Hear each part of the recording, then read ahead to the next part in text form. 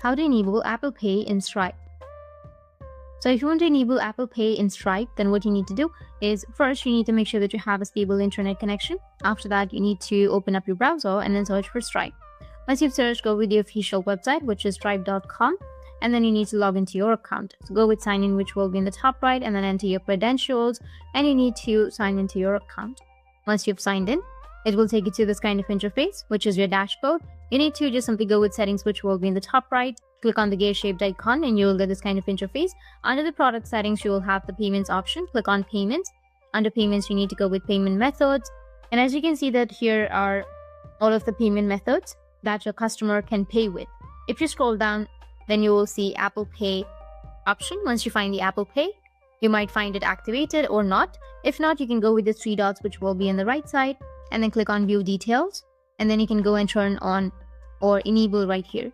And if you want to turn it off, you can go and turn it off or disable. Just click on turn off and that's it. Click the reason, for example, conversion rate is lower than expected, and then submit. And you're good to go. It's pretty simple and easy. And if you have any questions, feel free to comment below. Thanks for watching.